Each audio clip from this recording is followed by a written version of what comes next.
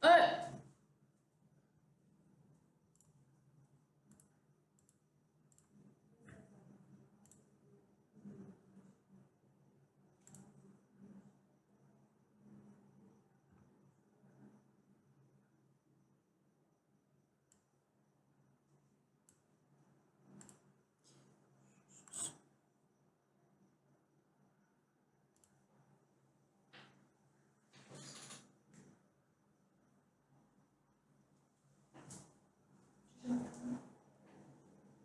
Boa noite! Vamos começar a nossa live. Deixa eu só fazer os últimos ajustes. Aí, preciso que vocês me dêem um feedback sobre o áudio, tá?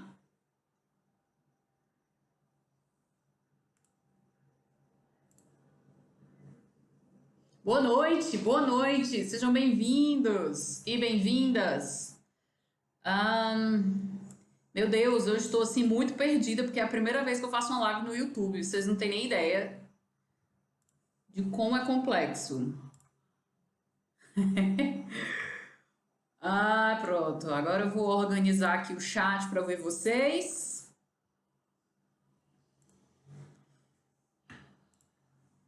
E vamos começar, né? Hoje é um assunto muito importante. Só fazer aqui os últimos ajustes. Ok. Ok, estamos com o áudio ok, isso é bom. Vamos começar então. Pessoal, hoje eu tenho um tema muito importante para conversar com vocês, que é sobre ambliopia, tá? Tava fazendo um aquecimento lá no Instagram, porque o pessoal tá tão acostumado a me ver no Instagram, que eu fiquei pensando que seria estranho, né, migrar pro YouTube, mas vai ser bom essa migração porque facilita muito essa questão da dinâmica de vídeo, de vocês terem um conteúdo melhor de visualizar, mais inclusive do que no Instagram, tá? Então vamos lá. E ainda tem um detalhe, né? A interação que vocês podem ter com o pessoal do Facebook, porque tem gente do Facebook que não tá no Instagram e vice-versa, tá? Vamos lá, pessoal. Eu quero conversar, eu trouxe até uns brinquedinhos aqui hoje para falar sobre ambliopia, tá? Eu fiquei hoje o dia inteiro pensando sobre esse conteúdo e, na realidade, pensando em duas coisas. A ambliopia propriamente dita, o assunto sobre ambliopia propriamente dito, ele não é um assunto tão simples, tá? Para quem estuda ambliopia sabe que realmente não é um assunto tão simples. E eu não pensei em trazer coisas muito complexas em relação à ambliopia para vocês hoje. Inclusive lá no Telegram, lá no Opto Descomplica, eu deixei até um estudo falando sobre essa questão de percepção de contraste, algumas coisas assim, bem específicas sobre ambliopia, estudos bem recentes, tá? E são estudos bem intensos, bem complexos sobre ambliopia. Então eu fiquei pensando que nível de conteúdo eu traria para vocês hoje nessa live. E aí eu pensei, bom, eu posso trazer uma coisa mais complexa, mas eu acredito que se eu complicar demais, vai acabar que vai fugir um pouquinho do meu objetivo, que na realidade o meu objetivo principal é justamente trazer para nossa realidade clínica, para a realidade de vocês que estão aí me assistindo, né?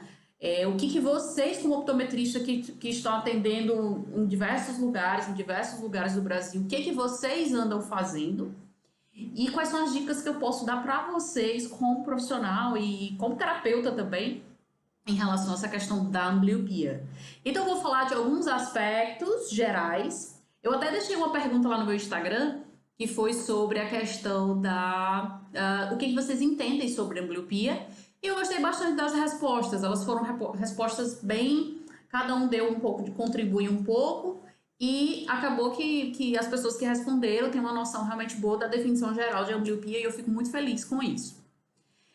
Então, pensando nisso, pensando nessa questão, eu fiquei... Bom, eu posso deixar a coisa mais complexa. Eu posso tentar simplificar o máximo possível. Que na realidade é o que eu venho tentando fazer todo o tempo, ou o que eu venho tentando fazer com esses conteúdos optométricos que a gente sabe que são muito complexos, né? Então é isso. O que que eu quero passar para vocês hoje? Primeiramente, eu vou deixar uma pergunta. Eu não sei nem se eu consigo fixar uma pergunta aqui igual no Instagram. Deixa eu ver. Deixa eu ver se eu consigo fazer isso aqui no chat.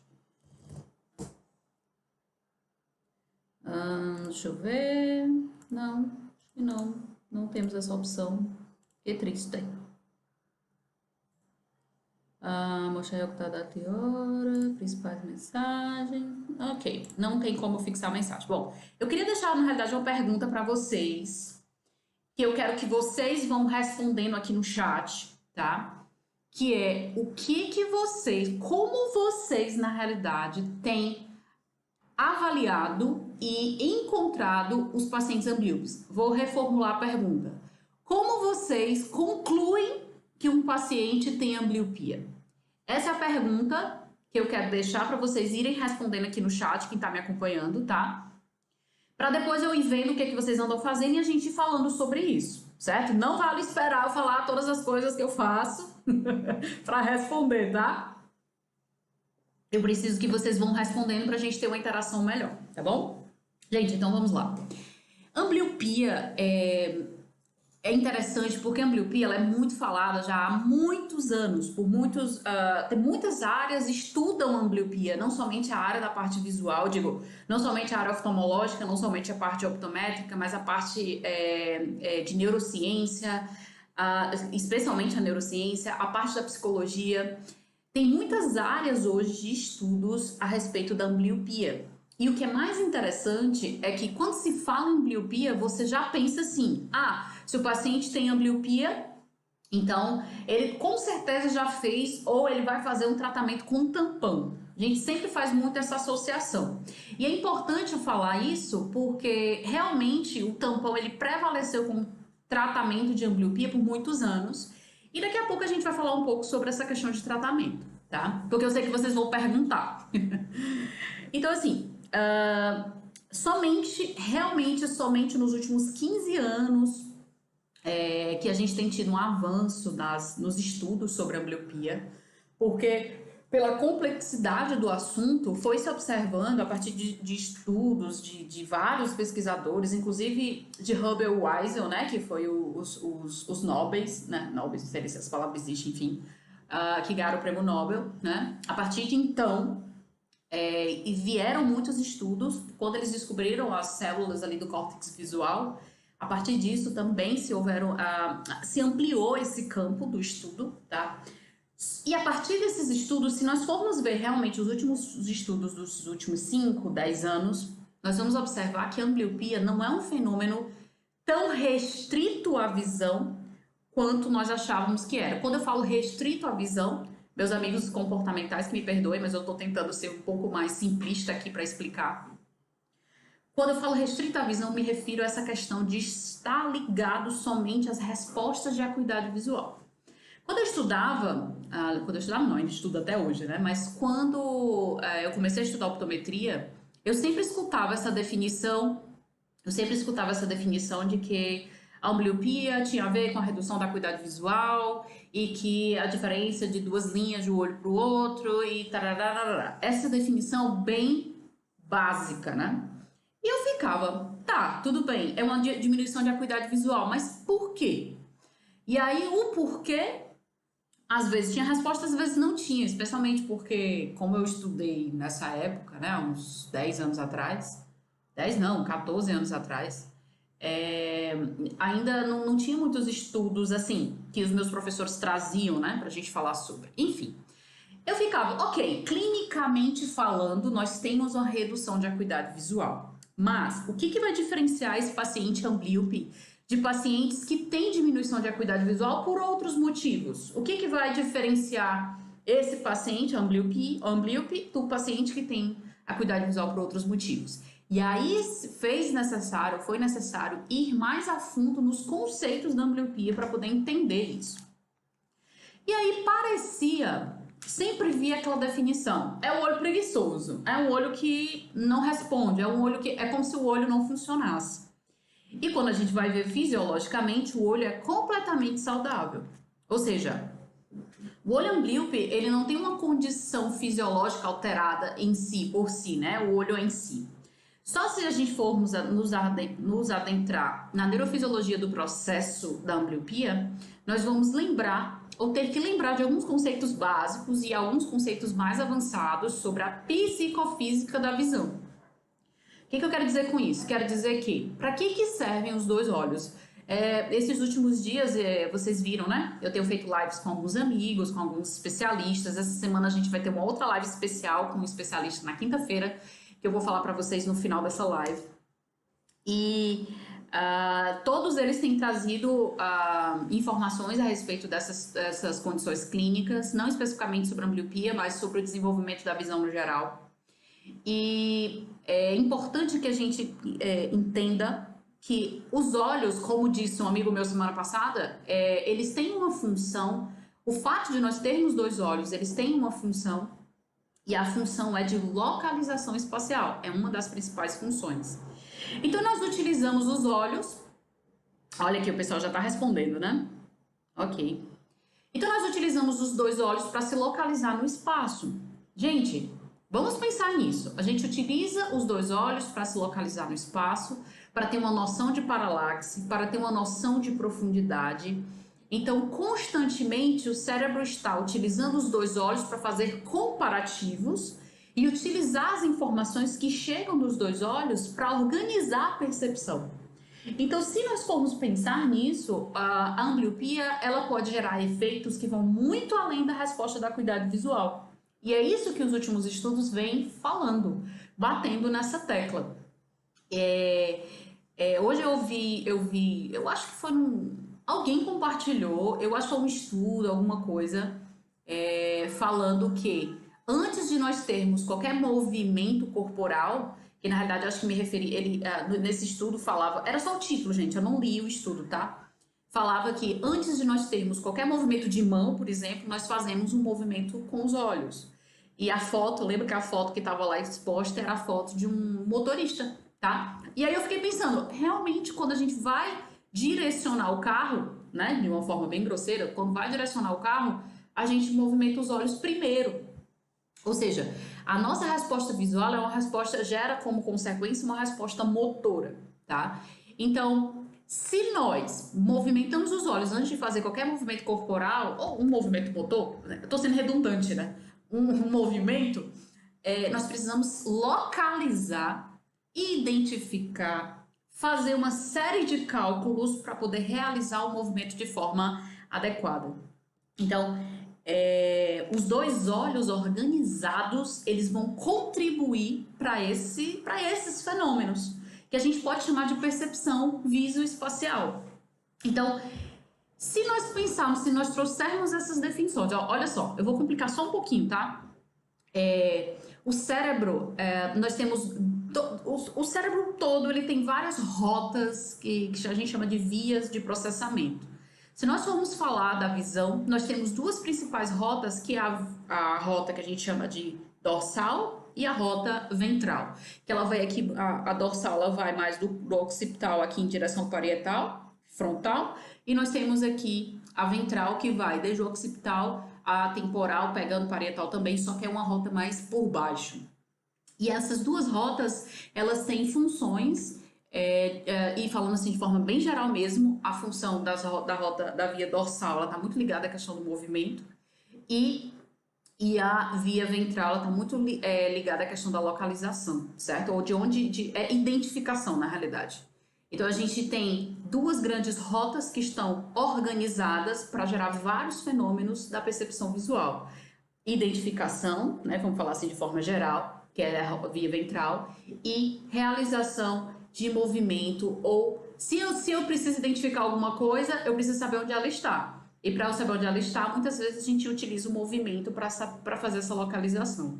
Então, nós temos vias cerebrais que fazem esse processamento. Só que, para que isso aconteça, todo o tempo o nosso cérebro está se organizando os olhos de forma sensorial e motora para chegar a essas informações do ambiente. Então, eu consigo visualizar isso de forma muito, vamos dizer assim, de forma muito tranquila, mas depois de ter muitas definições claras na minha cabeça, que é o que eu estou tentando explicar para vocês. que os olhos, eles coordenam todas as informações que chegam para o cérebro, junto com outros sentidos, tá? Eu tô falando dos olhos, só para ser específica, mas tem outros sentidos que ajudam também, claro. Porém, os olhos, eles dão essa orientação de como o corpo deve se comportar de uma forma geral. E aí vão vir muitos pormenores, como, por exemplo, essa questão de habilidade motora grossa, habilidade motora fina, e como os olhos podem contribuir nessa habilidade. O fato é que, para que nós tenhamos um desempenho mais alto ou mais elevado em determinadas habilidades de visão espacial, de localização e etc., nós precisamos do bom comportamento dos dois olhos. Porque tem esses estudos, eu não sei se... Hoje eu li uns 3 estudos diferentes sobre a miopia, e eu deixei um no Instagram, no Telegram, eu não me lembro se do Telegram ele falava isso, mas eu acho que falava também. E teve um outro também que eu li hoje, que depois eu deixo lá no Telegram para vocês verem, que lá ele faz comparações, por exemplo, com pacientes que têm ambliopia estrabísmica e ambliopia por anisometropia, que a gente vai já falar um pouquinho. E como elas também são diferentes, como os pacientes se comportam de forma diferente. Gente, não tem como a gente comparar um paciente que tem um olho desviado com um paciente que tem os 2 olhos alinhados, só que com a redução de acuidade visual, como a anisometropia. Então, o comportamento psicofísico dos olhos é diferente, então a percepção do paciente também vai ser diferente. Nós vamos ter características sensoriais e motoras também diferentes, tá? Então, se nós formos realmente trazer para as características, eu estou tentando falar para vocês que tirar de vocês, para quem ainda tem essa ideia simplista da ambliopia, de que só está ligada à acuidade visual. Gente, a acuidade visual é uma das coisas que são comprometidas na ambliopia. E por que a gente tem tanto uma preocupação de entender essa importância vamos dizer assim, da visão binocular, né, organizada, no processo da ambliopia? Por que é importante? Porque quando nós vamos falar de tratamento, se nós entendermos a importância da visão binocular para a organização e para a percepção visual, nós vamos entender que um tratamento que só estimula a visão de forma monocular não é 100% efetivo, como é o uso do tampão. Fecha aqui para mim. Então, o que acontece? É importante a gente entender que se você consegue entender que a acuidade visual não é a única habilidade comprometida na ambliopia, você consegue entender o porquê que somente tratar com tampão não é suficiente, tá? Inclusive, esses novos estudos falam exatamente isso. Como existem muitas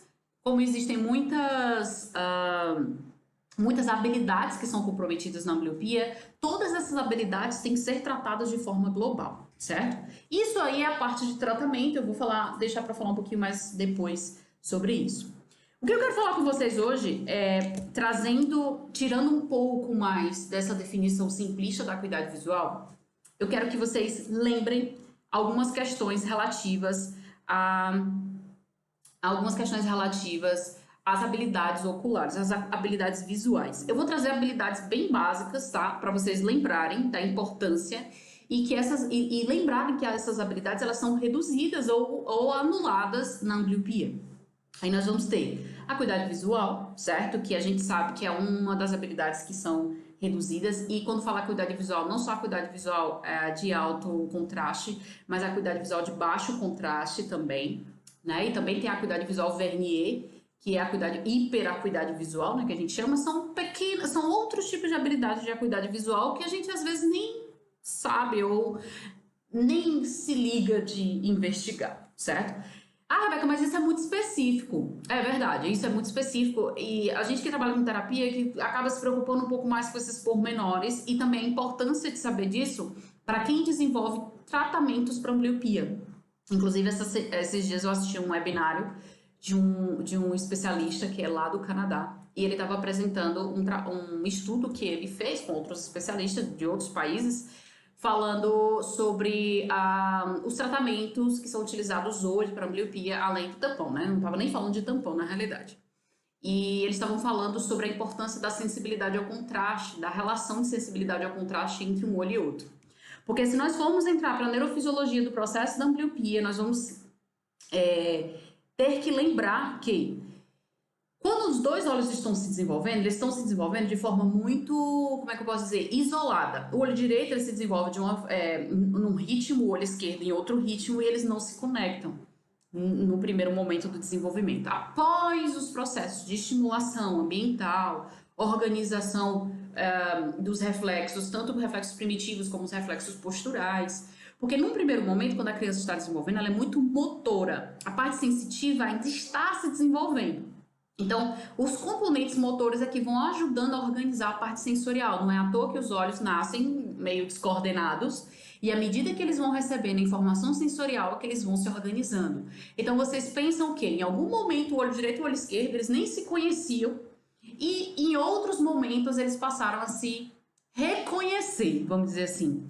Então, mesmo assim, eles estão sempre tentando mandar informações para o cérebro que não podem ser muito diferentes, mas também não podem ser exatamente iguais.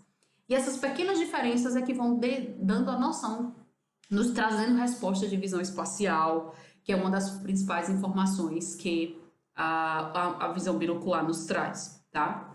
Então, quando nós estamos desenvolvendo essas primeiras habilidades, que são monoculares no primeiro momento, a gente tem que lembrar que nós temos a acuidade visual, mas nós temos também habilidades acomodativas, que é uma habilidade motora que gera uma resposta sensorial. Acomodação, gente. Acuidade visual, acomodação. Antes disso, a gente tem a fixação, que é muito importante, porque muitos pacientes amblíopes apresentam fixação excêntrica. E é interessante que um dos estudos que eu li tem umas fotos. Depois, eu vou colocar no Telegram para vocês verem. É muito, muito legal esse estudo. Que eles conseguiam pegar a margem de fixação de um paciente com anisometropia, com ambliopia por anisometropia, e que eles têm uma fixação central muito instável. E isso é até fácil de a gente pensar. Se tem uma redução de resposta sensorial desse olho, a fixação provavelmente pode ser ou pode não ser estável, inclusive simulando uma microtropia ou de repente gerando uma microtropia verdadeira. Então, essas habilidades são as habilidades iniciais, porém ainda falta, né? Eu esqueci, ainda tem outros complementos. Acuidade visual, fixação, aí a gente falou de acomodação e movimentos, micromovimentos oculares, aí vem sacádicos e segmentos. Gente, tem muito mais coisa além disso, tá? Mas essas 4 coisinhas que eu falei são 4 coisas básicas que são... Ainda falta a sensibilidade ao contraste, mas eu não vou nem me aprofundar nisso não, porque se vocês forem ler o estudo que eu deixei no Telegram, vocês vão arrancar os cabelos, porque eles falam basicamente sobre isso. Mas, para nós optometristas de forma clínica, ou seja, que você pode verificar quando está fazendo uma avaliação, nós temos acuidade visual, respostas de acomodação, fixação e movimentos oculomotores. Aí vem sacádicos e segmentos. Gente, quando vocês pegaram um paciente amblíope, tenham uma curiosidade de verificar essas outras habilidades. Não façam só acuidade visual, não. Por quê? Porque vocês aprendem a identificar outras alterações que não estão ligadas somente à questão da acuidade visual. Ah, Rebeca, mas eu não tenho tempo para fazer. Ah, você pode ter milhares de justificativas, mas se você realmente quer ser de repente você quer dar uma conduta melhor para o seu paciente, orientando ele à terapia, você tem mais argumentos para dar para os pais ou até mesmo para o paciente, quando você faz as avaliações de outras habilidades oculares. Então, assim, fazer teste de acuidade visual, aí vamos lá. Tem 2 questões sobre a acuidade visual que eu preciso que vocês relembrem ou, né, reforçando o que vocês já sabem. Nós tendemos sempre a fazer a acuidade visual de longe e de perto. Alguns fazem só de longe, certo? Mas o que é o correto? Fazer a acuidade visual de longe e de perto, tá? Isso falando de acuidade visual. E fazer a acuidade visual angular e morfoscópica. Ah, Rebeca, mas o que é angular e morfoscópica? É porque eu não tô com nenhuma tabela aqui. A acuidade visual angular é quando você... Deixa eu pegar aqui, peraí que eu tenho uma tabela aqui.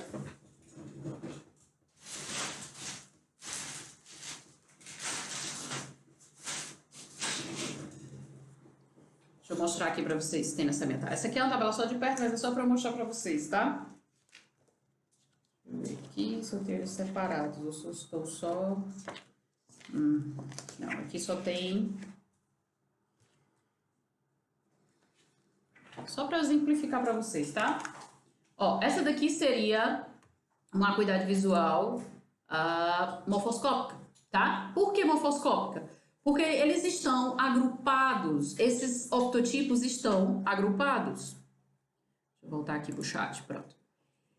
Se eles estão agrupados, eles estão gerando o que a gente chama de fenômeno de amontoamento, tá? Então, assim, eu não vou me adentrar sobre isso, mas nós temos um tipo de acuidade visual que a gente chama de acuidade visual Vernier, que é a capacidade que o sistema, que o córtex visual tem de separar esses optotipos.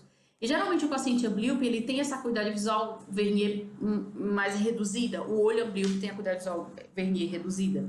Então, se você faz, por exemplo, um teste de acuidade visual monocular no paciente amblíope e ele de repente vê aqui 20, deixa eu ver aqui desse lado, pronto. Ele foi aqui até 20/80, aqui. Ele veio até 20/80 no morfoscópio, certo? E ele não conseguiu ir além disso. Se você pegar um optotipo angular, o que é o angular? O angular é quando você isola o optotipo. Se você isola o optotipo, o que vai acontecer? Ele não vai ter mais... Isolar é deixar assim, só uma letra mesmo, tá? Ele não vai ter esse optotipo, essa letra não vai interagir mais com as outras letras, diminuindo a resposta de amontoamento. Sendo assim, o paciente amblíope ele tem mais facilidade de identificar optotipos angulares, mais do que os morfoscópicos, tá? Então, quando você faz, esse paciente com morfoscópio ficou 20/80, e aí quando você faz o angular, ele vai para 20/60. Então, significa o quê? Que no optotipo angular, ele tem uma resposta melhor do que o morfoscópico. Isso é uma característica do paciente amblíope, certo? Então, eu sempre falo isso na sala de aula, sempre explico isso. Isso é importante, tá? E detalhe, pode ser uma coisa óbvia, mas tem optometrista que acha que a acuidade visual, ela é determinada, aliás, que a ambliopia ela é determinada pela acuidade visual sem a prescrição. Gente, não tem como a gente dizer que um paciente amblíope, sem verificar, fazer os testes de acuidade visual e os outros testes com a máxima prescrição dele, necessária para aquela resposta visual adequada. Como que você vai dizer que o paciente é amblíope se você fez os testes, ele sem a máxima prescrição dele, sem enxergar o máximo possível?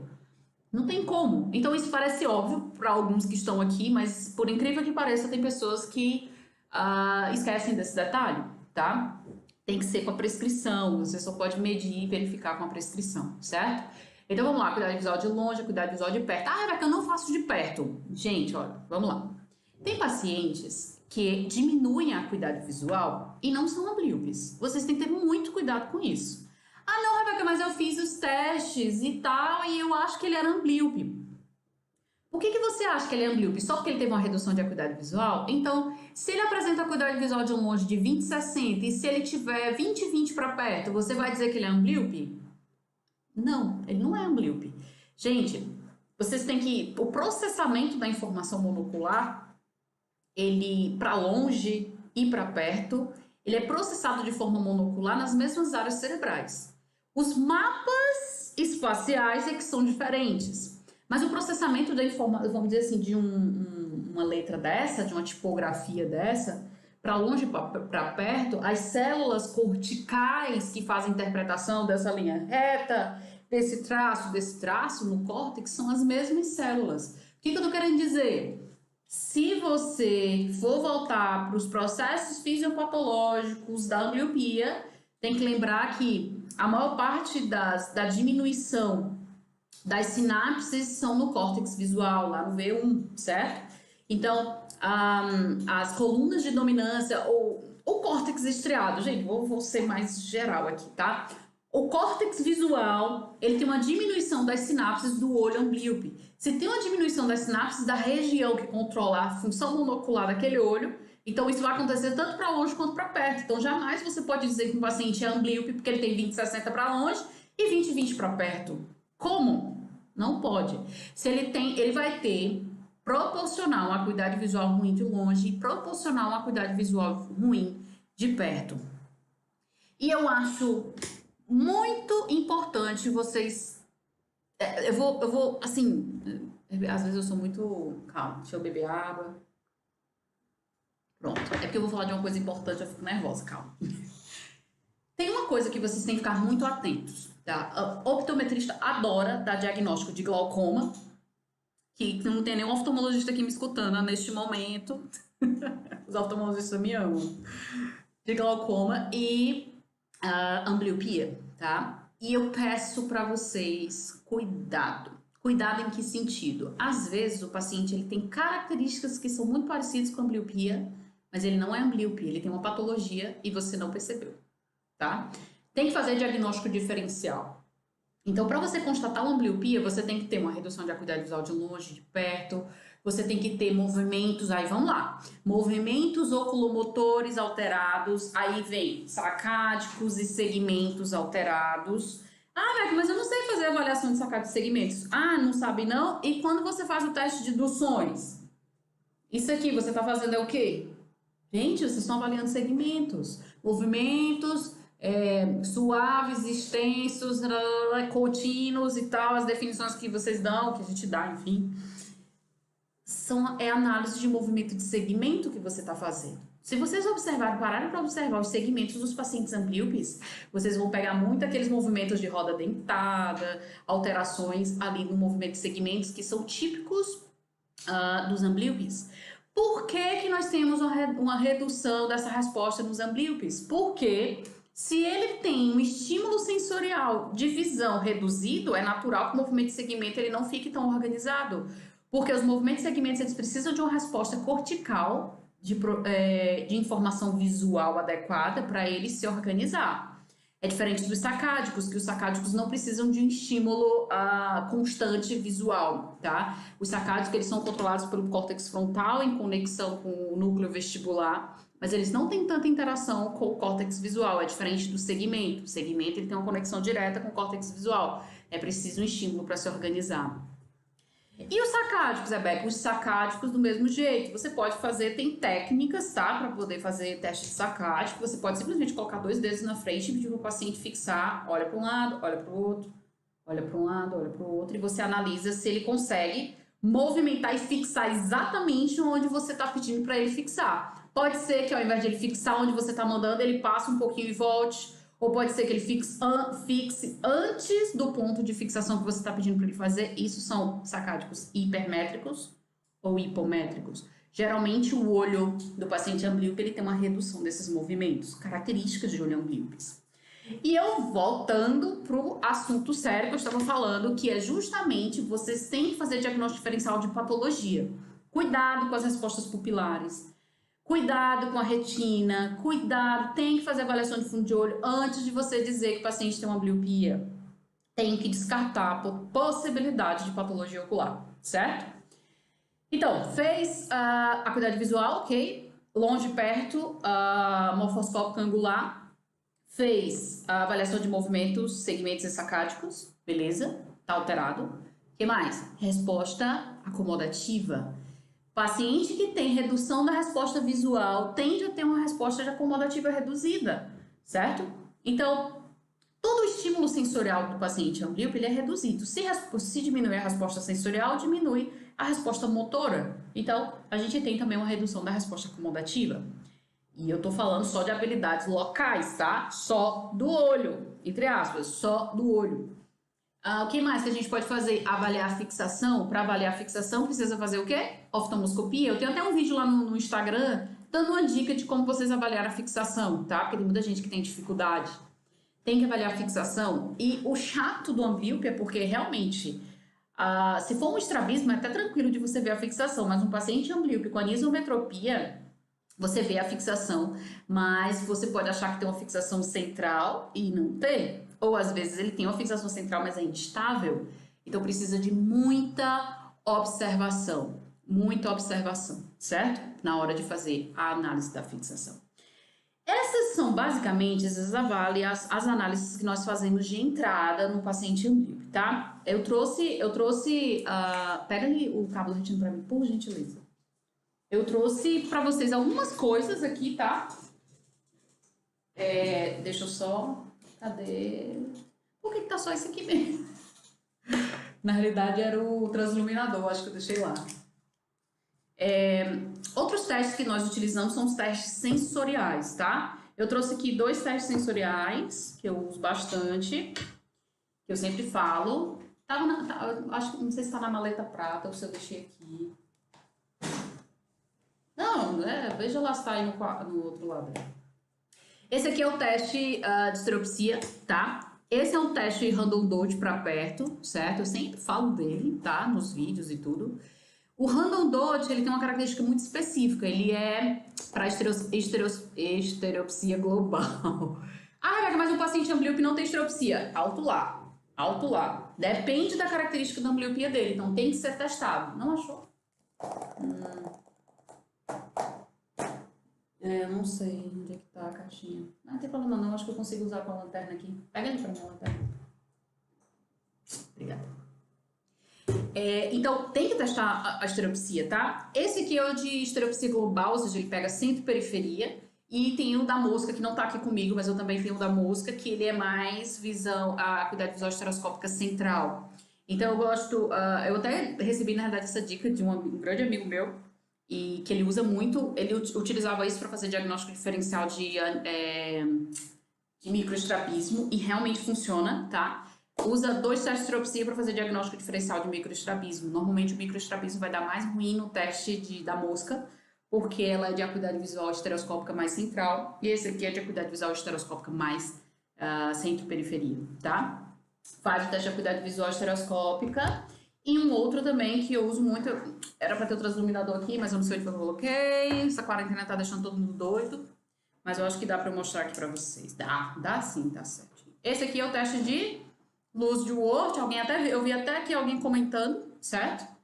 Luz de Word, que a gente analisa se o paciente tem supressão ou não, tá? Geralmente o paciente amblíope, ele tende a apresentar supressão, né, do olho amblíope, tá? A luz de Word, ele é um teste muito central, tá? Ele não é um teste que pega a visão periférica, certo? Então ele é um teste muito de fusão plana. Eu só quero saber se o paciente está fusionando ou não, tá? Geralmente, né, o paciente amblíope, ele vai ter realmente supressão de um dos olhos, né? Apresentando aqui no teste luz de Word para perto, para longe, certo?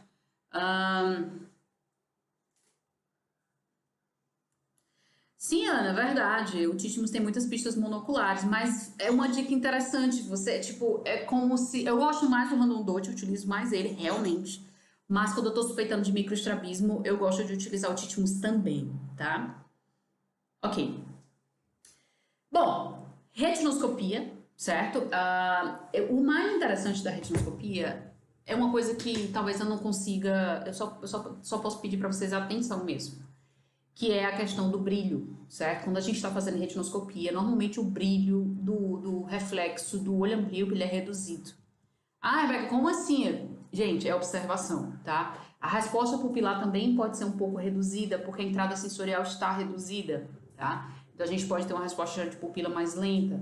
Nós podemos ter o brilho do retinoscópio reduzido também, porque o estímulo sensorial é reduzido. Deixa eu ver o que mais, o que eu posso falar mais aqui para vocês de avaliação, tá? Estamos falando de avaliação. Deixa eu ver aqui o que vocês têm falado. Eu apertei para vocês o que é que vocês andavam fazendo. Vamos ver o que, é que vocês disseram aqui. Cuidado visual, teste sensorial, luz de Word, ok. A Ana fez uma colocação muito importante. É um problema binocular com manifestação monocular, perfeito.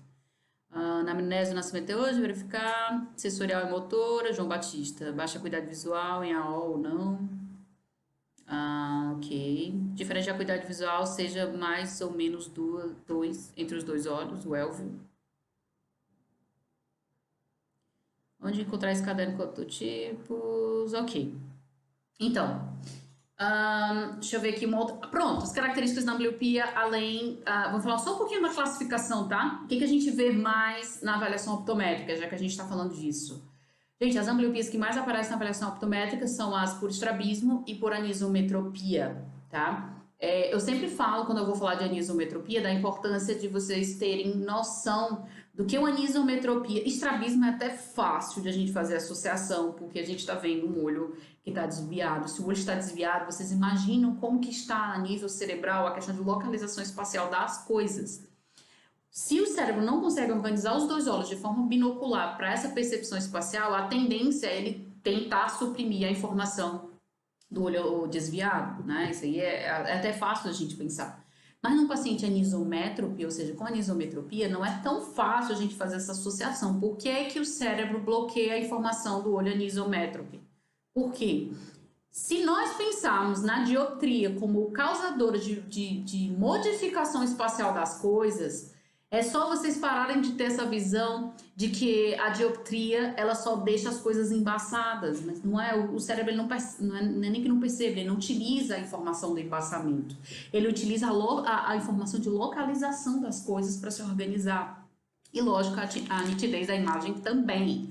Mas a gente tem que parar de pensar que a dioptria simplesmente causa o embaçamento da imagem, porque não é só isso que acontece. Então, a anisometropia ela tende a desorganizar essa informação sensorial a nível espacial também, localização das coisas.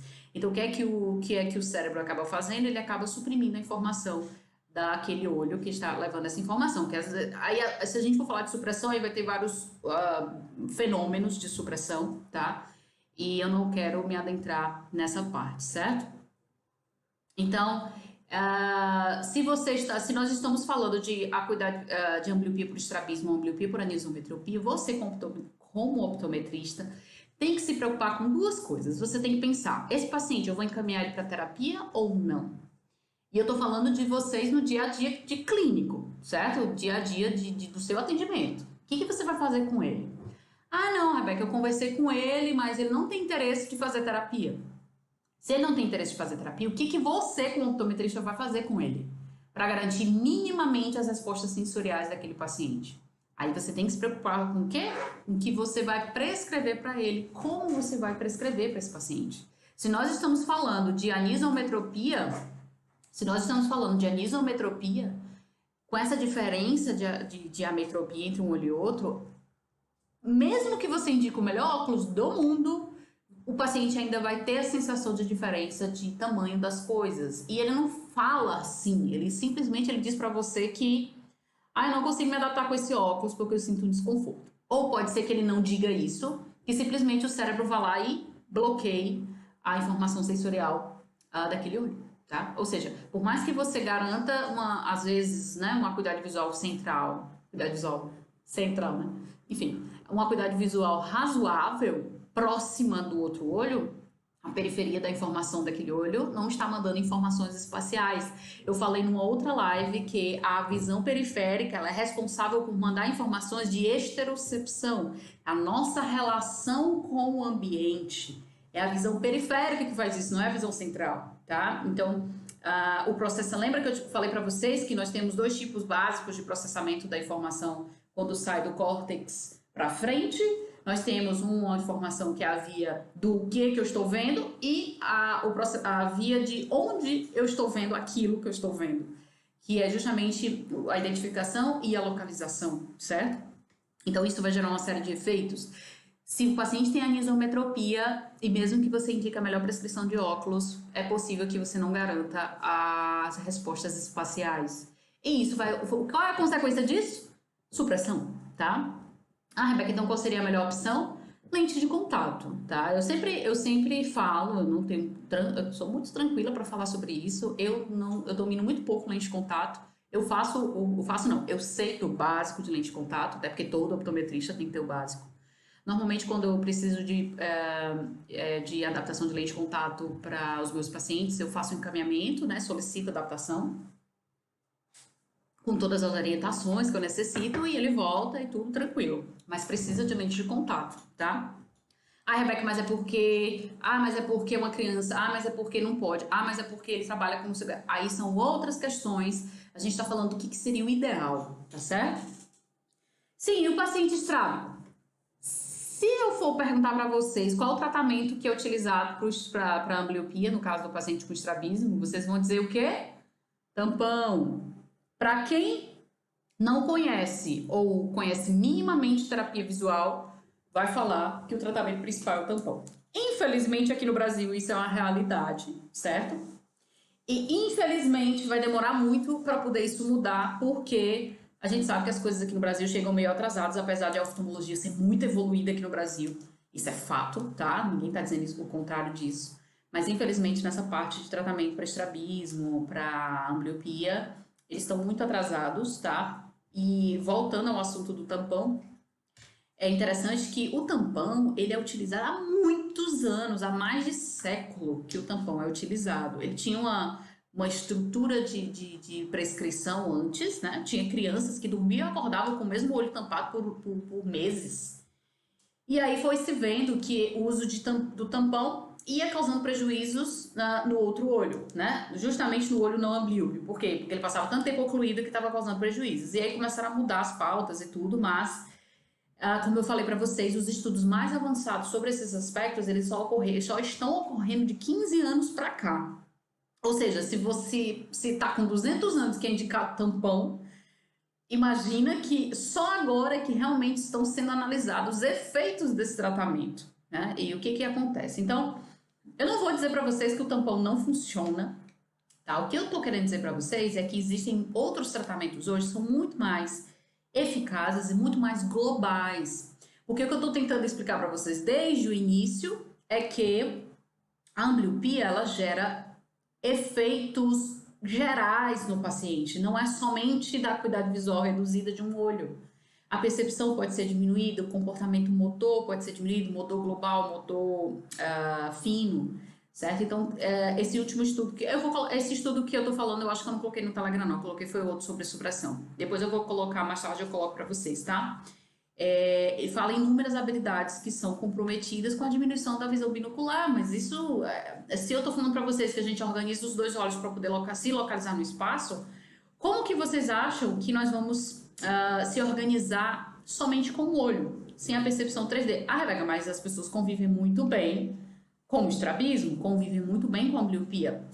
Convivem muito bem quando você tem aquela primeira impressão. Mas se você for fazer testes específicos, cognitivos, de percepção, vocês vão ver que as habilidades são reduzidas. E isso influencia na vida acadêmica, isso influencia na vida pessoal, isso influencia... eu fico até brincando dizendo, a pessoa podia ser um Einstein da vida e deixa de ser um Einstein da vida porque tem aquelas habilidades reduzidas. Então não é no geralzão, é em coisas em pormenores. A pessoa deixa de ser um grande escritor porque não consegue passar muito tempo escrevendo ou lendo. Enfim, então são coisas que podem... eu até me lembrei do caso de uma optometrista americana, que eu até conversei com ela esses dias. Foi um webinar que ela fez e ela apresentou o caso de uma paciente dela de 63 anos, eu acho, ou 67, que a queixa dela, ela com ambliopia, a queixa dela, olha só, era porque ela não conseguia ouvir direito as músicas clássicas que o marido dela, eu acho que tocava ou escutava, alguma coisa assim. E ela queria ouvir, mas eu acho que ele tocava. Queria ouvir melhor a música clássica. Isso era o que ela queria. Como ela chegou lá na terapia visual, eu não sei. Mas aí a doutora falou, né, o optometrista, falou para ela que provavelmente a ambliopia estava diminuindo o processamento auditivo dela. Claro, faz total sentido. Por quê? Eu disse para vocês que a organização espacial e a percepção do ambiente, ela é organizada através de vários sentidos. E o principal, vamos dizer assim, o diretor disso é a visão. Se a visão está reduzida, pode ser que diminua as respostas sensoriais dos outros sentidos, como a audição. Então, ela fez a terapia e ela melhorou a acuidade visual, né, que é o básico, né, vamos dizer assim, e melhorou a percepção auditiva, né, tipo, ela ficou muito feliz porque esse era o objetivo que ela queria alcançar. Então, vocês estão vendo que são coisas que às vezes são simples, né? Mas que atrapalham no dia a dia do paciente. Então, voltando a falar da questão do tampão, certo? Esse estudo que eu vou colocar para vocês no Telegram, lá ele fala que a taxa de sucesso do tampão vai até os 7 anos. Olha só que interessante. Vai até os 7 anos, porque a gente sabe que o desenvolvimento é o período crítico e vai ali até o período sensível do desenvolvimento cerebral, que funciona. Porém, de 15% a 50% dos casos não tem eficácia ou tem recidiva, ou seja, o paciente melhora, mas depois ele volta a ter um problema da ambliopia. E o estudo estava levantando isso. Por quê? Por que isso acontecia? E por que esses profissionais diziam... por que esses profissionais diziam que os pacientes a partir de 7 anos não tinham condições... Aliás, não tinha efeito o tratamento com tampão. Por quê? Porque a aderência ao tratamento era muito baixa. Já estava na adolescência. Qual era o adolescente que queria ficar utilizando o tampão o dia inteiro, né? Então, se falava ou se fala que, na realidade, o tratamento com tampão não funciona a partir de 7 anos, ou, na realidade, nenhum tratamento para ambliopia, porque a taxa de adesão é muito baixa. Então, é isso que o estudo também mostrava. Então, a partir de inúmeros estudos da neurociência, especialmente dessa relação das habilidades entre um olho afetado e um olho não afetado, foi se percebendo que, na realidade, é muito mais interessante para o desenvolvimento da visão binocular você vir de fora para dentro. Como assim, Rebeca, de fora para dentro? Você trazer estímulos não somente locais da visão, ou seja, não somente, vou estimular aqui só o olho amblíope, sei lá, vou tampar o olho bom e vou deixar o olho amblíope ali de forma passiva, sendo estimulado. Pode ser que funcione, mas pode ser que você atrase um processo que poderia ser mais rápido. Pode ser que esse paciente não fique 100% com aquela habilidade ou com as outras habilidades comprometidas. E pode ser que ele volte a ter ambliopia, certo? Então, o que se fala de vir de fora para dentro? É você pegar todas as habilidades que a visão está associada e treinar essas habilidades, não somente habilidades monoculares, mas habilidades binoculares combinadas com habilidades perceptivas, com habilidades posturais, é pegar os 4 círculos de Skeffington e treinar. Basicamente é fazer terapia visual a nível comportamental. E foi se vendo que quando você combina os estímulos dos 2 olhos ao mesmo tempo, só que com intensidades diferentes, é muito mais efetivo do que você treinar um olho isolado do outro, certo? Então, hoje o boom da terapia visual para ambliopia é o que chama de fixação monocular em campo binocular, que esse é um dos principais tratamentos utilizados pelos terapeutas visuais no mundo todo. Mas que diabo é isso que tu tá falando? Fixação monocular em campo binocular, não entendi nada. Gente, é uma estimulação, acho que a Ana colocou até aqui. Cadê? Deixa eu ver aqui. A Ana fez uma colocação aqui. Pronto, lembrei. A Ana falou, é um problema monocular causado... é um problema binocular com uma resposta monocular. Então, a gente vai treinar o monocular em resposta binocular. Então, eu trouxe um exemplo aqui bem básico para vocês. Por exemplo, eu tenho aqui um filtro, tá? Um filtro vermelho e um verde. E tenho uma luz... Deixa eu posicionar aqui atrás. Vocês estão vendo aí, ó? É verde, né? Ó, através do filtro vermelho, esse verde ele é bloqueado, tá? Porque o filtro ele tem esse poder. Se é vermelho, ele não vai deixar passar o verde, certo? Já pelo verde, passa normalmente. Então, eu posso fazer um treinamento com o amblíope, com esse treinamento, fixação monocular em campo binocular. Então, o que eu vou fazer? Imaginem vocês que eu tenho um paciente amblíope. Vamos dizer que eu sou amblíope. Gente, eu vou colocar isso aqui, mas é para simular, tá? Imagina que eu sou amblíope aqui do olho esquerdo, certo? Pronto. Amblíope, tá? Não tô fazendo oclusão, não. Tô simulando ambliopia. Se eu sou amblíope do olho esquerdo, então eu vou deixar os meus 2 olhos abertos, tá? E o objetivo é fazer com que a informação do olho direito, que é o olho bom, ela seja bloqueada e que o olho esquerdo, ele receba o estímulo, porém, com os 2 olhos abertos. Então, como que eu vou fazer isso? Se eu for colocar o laser ali atrás, aqui, o laser ali atrás, e se eu quiser bloquear a informação do olho bom e deixar só o olho amblíope vendo, o que eu faço? Coloco o filtro vermelho no olho direito e o filtro verde no olho amblíope. Por quê? Porque pelo olho bom eu não vou conseguir ver o verde, porque o vermelho está bloqueando. E pelo olho amblíope eu vou conseguir ver lá o verde, porque o filtro está permitindo a passagem dessa informação. Então, o que eu estou fazendo é um treinamento monocular com os 2 olhos abertos.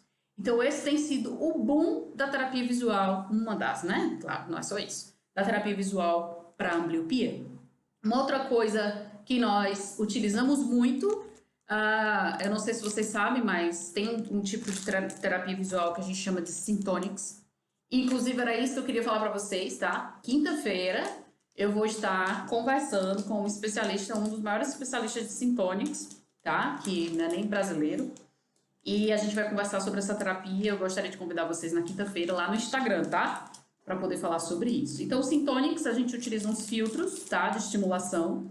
Normalmente, para os ambliopes, a gente usa uns filtros que são na frequência do vermelho ou do laranja, certo?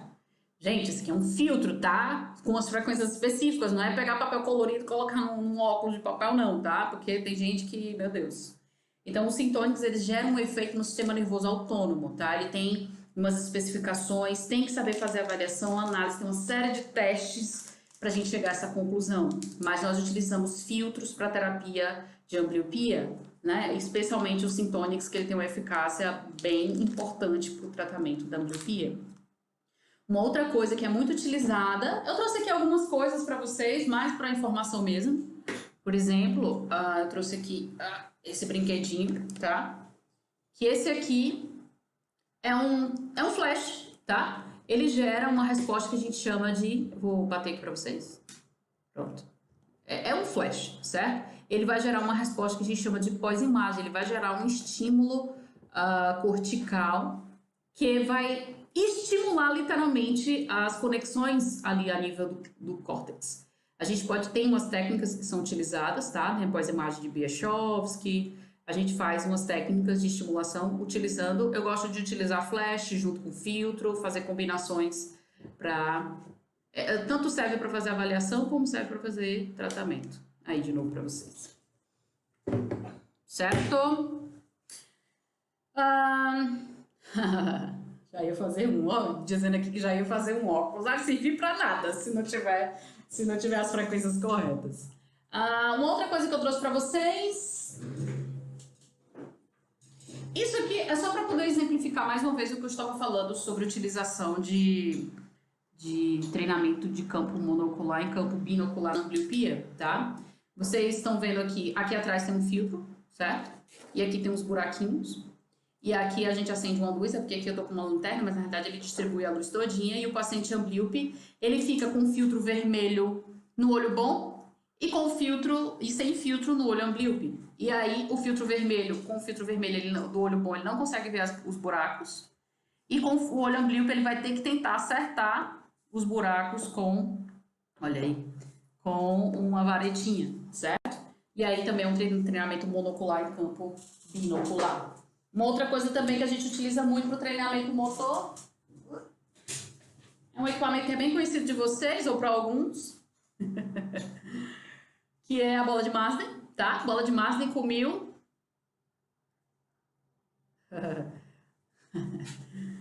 Pessoal do Instagram, eu tô sabendo agora que vocês estão aqui. Se vocês quiserem fazer perguntas, vocês têm que vir pro YouTube, tá? Beleza? Então, a bola de Marsden, tá? É muito utilizado para muitas coisas, para treinar muitas habilidades. Gente, olha só. Se você utiliza, você pode fazer treinamento para convergência, treinamento para segmentos, pode ser monocular, pode ser binocular, treinamento para acomodação, você pode combinar com habilidades de equilíbrio.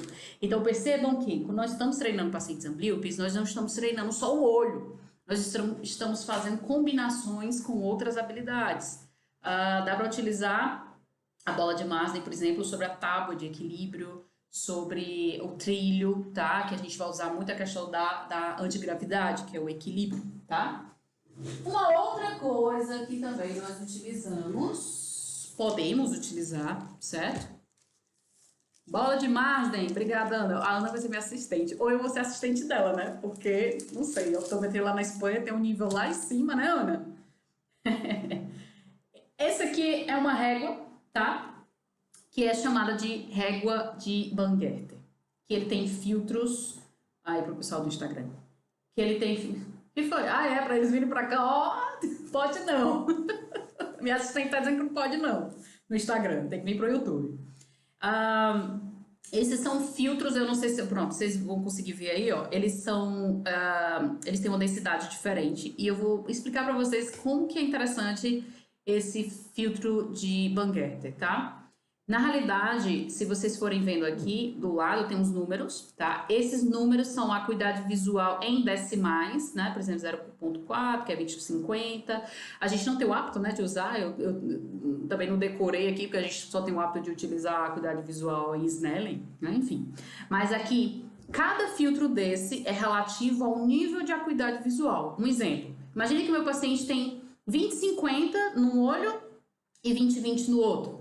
Eu consigo deixar ele vendo 20/50 do mesmo jeito do outro olho quando eu coloco esse filtro na frente do olho bom. Então, se eu fechar aqui, ó, eu tô vendo através do filtro 0,4, que é como se eu estivesse vendo realmente 20/50, e aí eu diminuo a resposta sensorial do olho bom. Porque quando você tenta igualar as habilidades dos dois olhos, inclusive de percepção da entrada de luz, a rivalidade que existe entre os dois olhos diminui e isso facilita o processo, ou pode facilitar o processo de tratamento. É muito mais eficiente do que usar o tampão, porque o tampão oclui todo. Então é muito mais eficiente você utilizar um filtro de Bangerter do que você utilizar um tampão, tá? Ah, mas como assim utilizar um filtro? A gente faz a eleição do filtro através da régua e vai, deixa eu abrir aqui para vocês, e coloca o adesivo no óculos.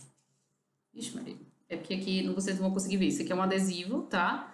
Que a gente tira e coloca no óculos, que ele tem a mesma densidade do adesivo que você escolheu aqui pela régua. Então, a gente utiliza muito em alguns casos de ambliopia, certo? Ou seja, o paciente fica com os dois olhos abertos todo o tempo. Mas se ele tiver uma cuidado visual muito ruim, como que você vai colocar A gente chama isso de aquela técnica de parcialização, né? Penalização. A gente está penalizando o olho bom, mas sem tirar todas as habilidades, para tentar minimizar a rivalidade entre os dois olhos, né? Então, é uma técnica que a gente utiliza também. Outra coisa que nós utilizamos para o treinamento, que eu trouxe aqui para vocês.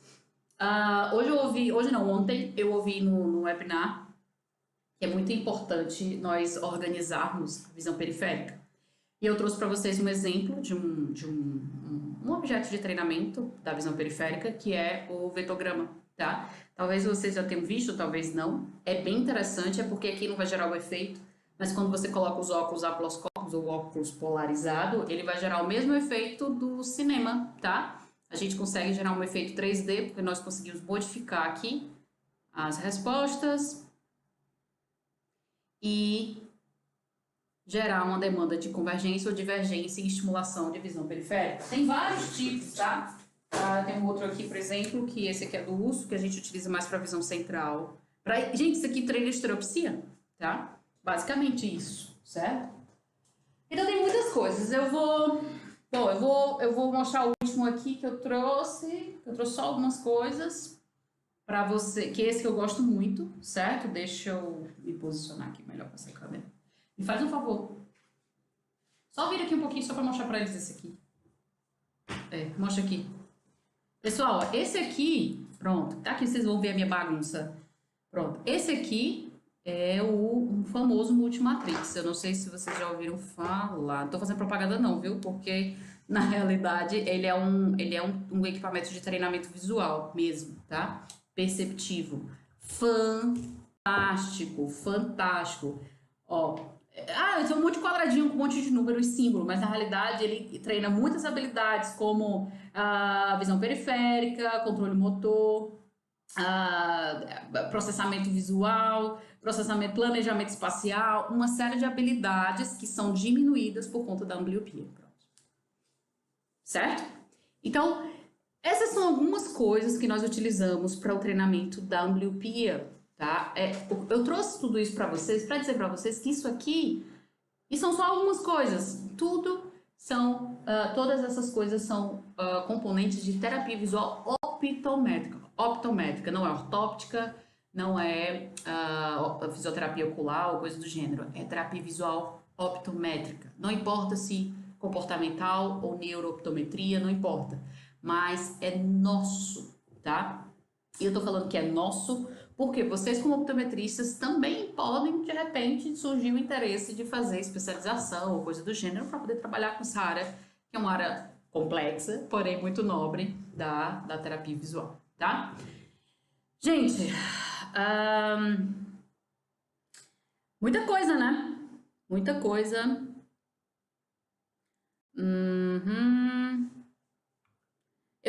Às vezes eu fico pensando, bom, eu não sei se eu vou ajudar ou deixar eles com as caraminholas na cabeça pior, né? Porque às vezes eu penso assim, eu vou trazer mais informações para eles.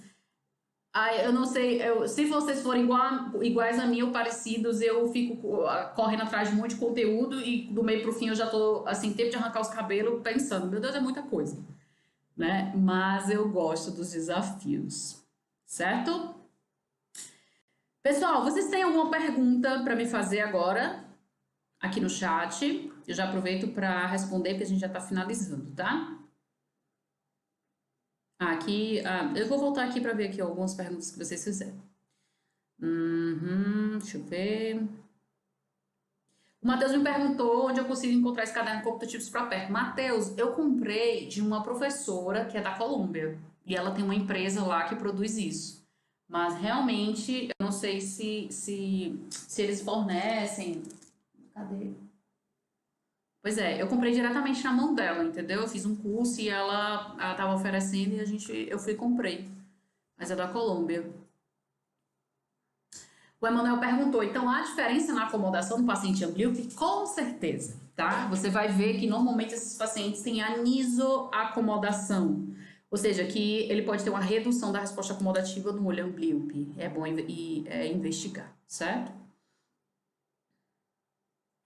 A Ana tinha me perguntado se eu uso furo multiestenopeico para comprovar a acuidade visual no olho amblíope. Ana, não utilizo essa técnica, eu já ouvi falar, mas eu não utilizo para poder investigar a acuidade visual. Talvez, não sei se você já testa isso, mas eu acredito que funcione, né?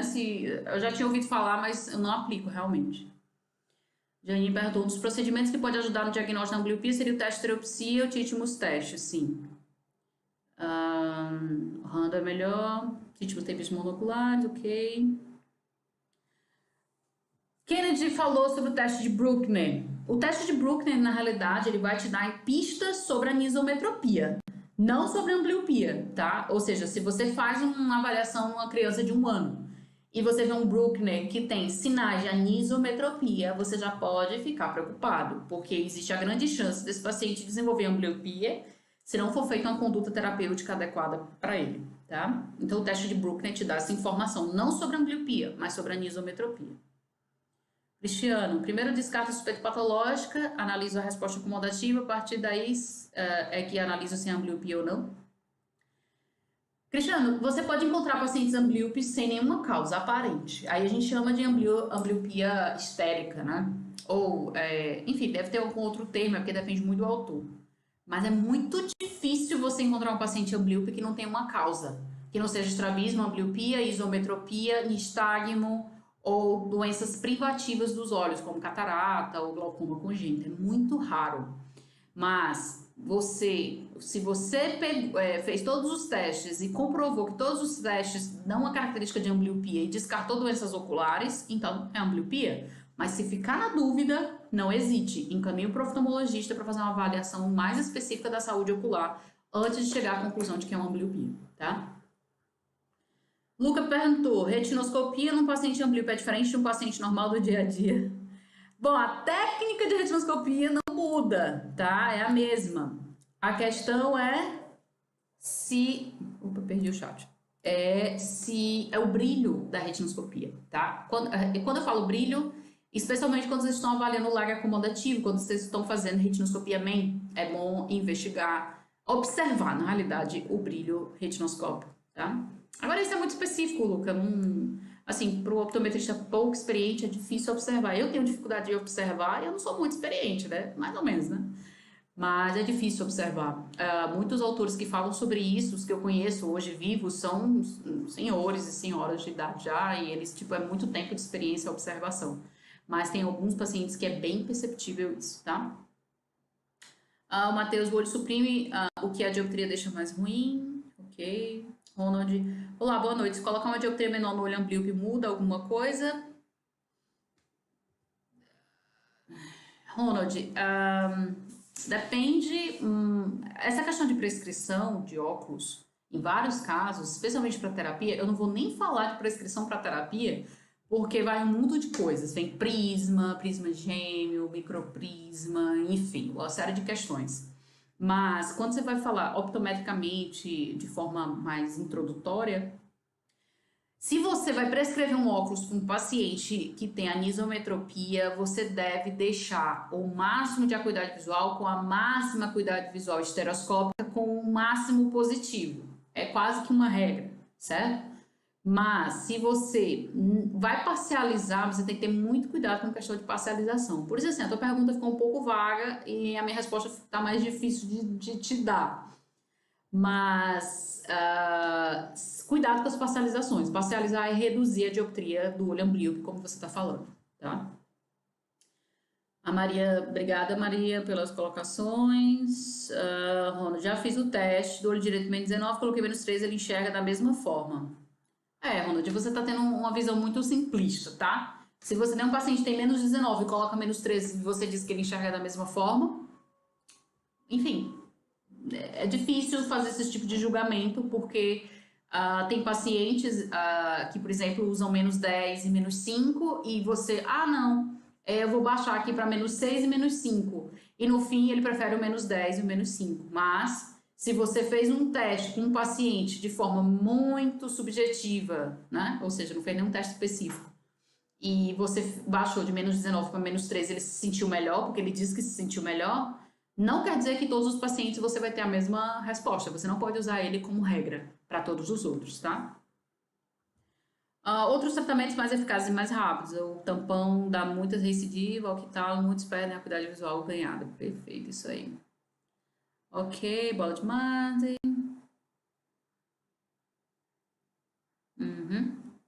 Isso aí, Ana. Falando do filtro de Bangerter, né? Colocar 2 horas para casa. Tem, assim, até tava falando essa questão de acuidade visual, né? Uma vez eu tava conversando com umas amigas também que são terapeutas e a gente tava discutindo isso. Que tem um limite, né, para você indicar Bangerter, porque depende muito da resposta de acuidade visual final do paciente e se ele vai conseguir fazer coisas, vamos dizer assim, vivenciar as atividades deles normais dentro de casa ou até mesmo na escola com o uso do filtro, porque se ele tem uma acuidade visual de 20/80, 20/100, não tem como você colocar um filtro no outro olho por tanto tempo, né? Então, realmente tem que ter um tempo específico aí de indicação do Bangerter. Esses tratamentos é feito em paciente até que idade?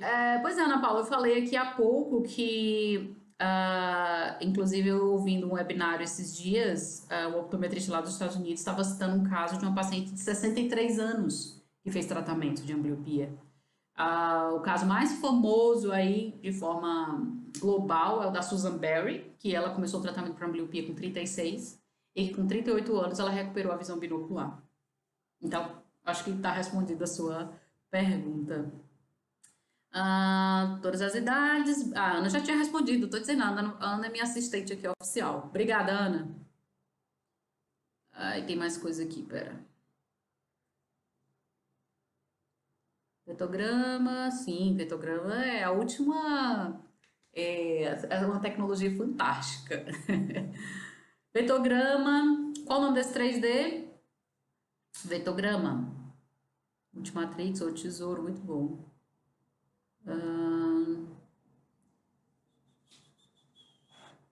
Ok. Qual a média de tempo das terapias optométricas? Marcos. Vamos lá, prazo você está falando de prazo de tempo de extensão, né? Depende muito, é muito difícil, é difícil até para poder a gente passar isso para os pacientes ou para os pais dos pacientes um prazo. Normalmente, na minha prática, eu dava sempre acesso, eu dizia assim, eu preciso no mínimo de X sessões. Eu chegava para eles e dizia isso, mas depende muito o quanto tempo eles conseguem vir para as sessões por semana, depende de uma série de fatores. Eu vou te dizer que é no mínimo 1 ano de tratamento, independente da condição, tá? Consegue deixar um oblíquo com acuidade visual 20/20? Por que não? Meu nome é João. Existe diferença de tratamentos para ambliopia com fixação central e fixação excêntrica? Com certeza, João. O Gabriel, a pessoa com glaucoma, posso passar a receita normal? Ô, Gabriel, não vou falar de glaucoma aqui porque a gente está entrando em outro assunto, tá bom? Sheila, quanto a melhorar pode ser significativo? Não entendi a pergunta. Tá. Mas a gente está no YouTube.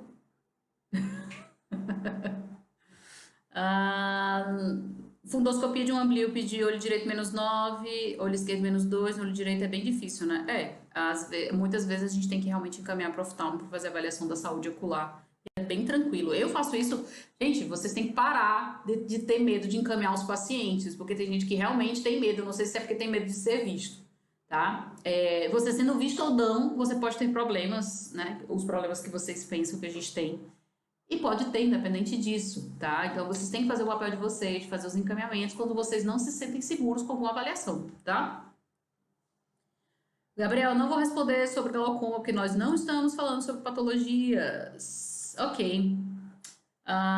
Belly perguntou, em que idade pode iniciar o tratamento? Qualquer idade, tá? Isso depende, gente, a neuroplasticidade, os últimos avanços, os estudos da neurociência, realmente avançaram muito e a partir desse... só para vocês terem uma ideia, eu tenho um livro de neurociências que é de 2011. E nesse livro de neurociências, ele fala que o tratamento para ambliopia só serve até os 7, 8 anos por causa da questão do período sensível do desenvolvimento, enfim, do cérebro.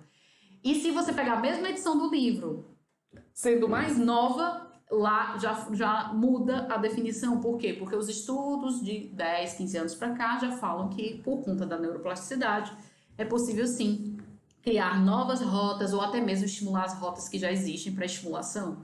Então, é independente da idade. Claro, quanto mais cedo um tratamento terapêutico for feito, melhor, especialmente para ambliopia, porque quanto mais cedo nós pegarmos nessa fase de desenvolvimento cerebral acelerado, como é os 3 primeiros anos de vida, ou até mesmo até os 7, 8 anos, mais rápido é a resposta do tratamento, certo?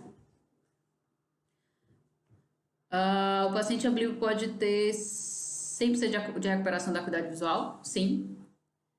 Mas é importante vocês entenderem que nem sempre... Gente, eu tinha um paciente que era um adolescente e que o objetivo dele, quando ele veio tratar comigo, não era acuidade visual. Vocês têm que entender isso, tá? A acuidade visual, quando você faz o tratamento com ambliopia, ela pode ser uma consequência do tratamento. Mas quando ele me procurou para fazer essa avaliação, é porque o que ele sentia era tontura. Ele é adolescente, jogava futebol, sentindo tontura, só. Ele me procurou, a mãe dele me trouxe por causa disso. Já tinha ido para vários avaliadores, já usava óculos e tudo, não resolvia.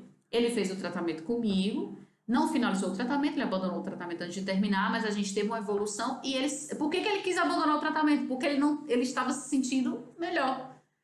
Então, a gente teve resposta de melhora de acuidade visual, não foi até 2020, certo? Mas os objetivos principais dele foram alcançados. E é isso, tá? Obrigada, Marcos, por participar. Boa noite, Ana. Obrigada por participar. A Ana tá na Espanha, né? Pessoal, então é isso, tá? Só pedindo que a gente tá no YouTube, mas podem printar a tela para depois vocês compartilharem. Eu acho o máximo quando vocês compartilham, porque a gente vai disseminando, né? Para convidar as pessoas novamente para virem para essas lives. Amanhã, vale lembrar que amanhã, 7h35 da noite, a gente vai ter aquela live aulão. A gente vai falar sobre exame subjetivo. Eu dividi essa aula em 2 partes, porque exame subjetivo é um pouco longo. Então, eu tô convidando logo aqui vocês a participarem da nossa live amanhã, 7h35 da noite, tá? Na prescrição do paciente amblíope, indico algum tratamento nas lentes para melhorar ainda mais a visão? Márcia, a gente fala muito de filtros, mas os filtros para prescrição, elas não são para utilização constante, tá? A gente usa muito filtro para os óculos, certo? Mas não pode ser, tem que ser com orientação específica. Filtros eu não sei se eu tenho um vídeo falando sobre isso. Filtros, eles tendem a bloquear as informações, uma parte do espectro da luz, então ele não pode ficar usando constantemente, mas a gente utiliza muito filtro. Não só no Syntonics, como eu falei para vocês, mas também para prescrição, mas com muita orientação, tá bom? Professor, existe alguma condição específica da ambliopia em que o prognóstico não é favorável, mesmo com a terapia? Matheus, assim, Sendo bem sincera contigo, as ambliopias com fixação excêntrica são as mais chatinhas de tratar. Requer mais tempo, tá? Então o prognóstico pode ser um pouquinho mais ruim. Ou se for uma ambliopia muito profunda, ou se for uma ambliopia por deprivação, como por catarata congênita, elas são mais difíceis de tratar. Não é impossível. Mas eu digo com 100% de certeza, cada paciente é é um desafio, tá? E cada paciente ele tem as suas próprias características. Não existe receita de bolo que você consegue usar para todos os pacientes que têm ambliopia, mesmo com características parecidas. Cada caso é um caso a ser analisado e com condutas clínicas diferenciadas, tá? Obrigada, Sara. Eu que agradeço por você estar acompanhando também, tá? Gente, bom, amanhã a live provavelmente vai ser aqui no Instagram, no YouTube também, porque vai ser aquela live aula e como agora tá dando certo, né? Assim, tudo pelo YouTube fica mais fácil. E quinta-feira que vai ser pelo Instagram, porque quinta-feira vai ser com um especialista em optometria comportamental do México, tá? E nós vamos falar sobre Synthonics, tá?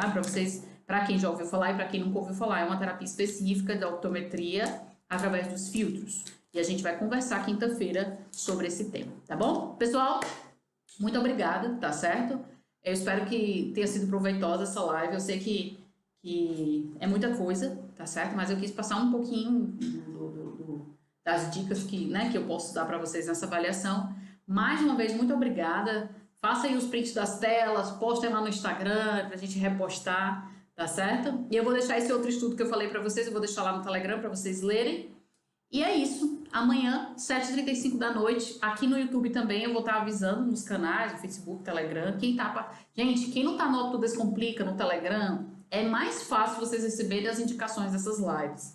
Porque eu aviso lá e vocês sempre vão receber. É diferente de você estar no Instagram e ver por acaso, certo? Opto Descomplica lá no Telegram, tá bom? Obrigada, pessoal. Boa noite e até amanhã.